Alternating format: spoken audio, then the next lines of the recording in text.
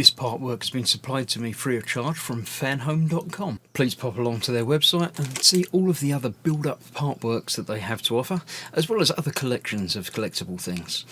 I would like to thank Fanhome for providing me with the artwork so I can produce these videos for your enjoyment and educational needs. If you'd like to build one of your own, pop along to fanhome.com. They're available in many countries worldwide. If you do want to build one, leave a note in the comments to let me know how you're getting on. Hello, I'm Chris. This is Gross Models. Welcome to issue 94 of Building Optimus Prime from the Transformers.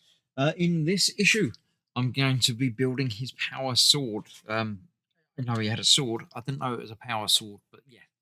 Got that glowy orange blade that I don't think glows in this particular iteration. But there we go. Full Throttle in London. Yeah, one of the films had very London centric, wasn't it? Some shots were filmed in Granger Street and Grey Street in Newcastle, 450 kilometres to the north. It's close enough, isn't it? To save Cybertron. Yeah, Legend of Optimus Prime. Sandstorm. That sounds familiar, but I'm not entirely certain. Triple Changer. Robot. Helicopter thing and something else. I'm not going to give me the picture of what else he's going to be. Oh, come on. Dune Buggy. There you go. Helicopter and robot. Okay. Power of the Legendiscs. Megatron.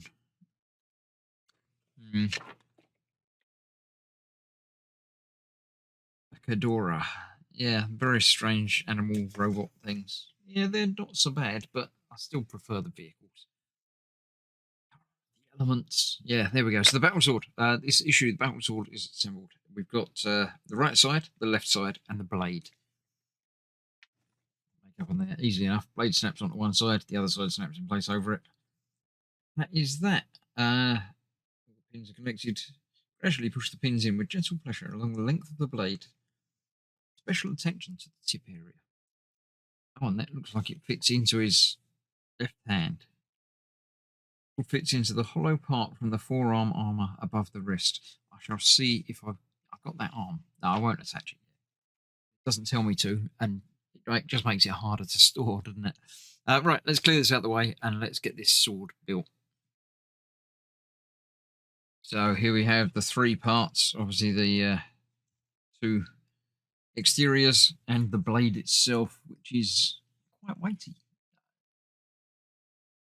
Orange, but there you go. So this is going to go on there like that. Obviously matches in place with a few of these parts. I don't know which way around that's going to go now. 4 connection points. There you go. 4 down there and all of those up there. Quite nice looking. And this will go in place and hold it all together, as well as holding itself together. No screws required. All in a little bit. And push them all in a bit more.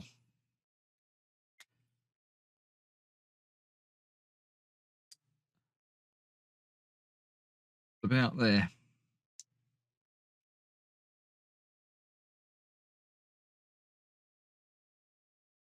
We go. So yes, that's obviously going to fit into his sort of hand area.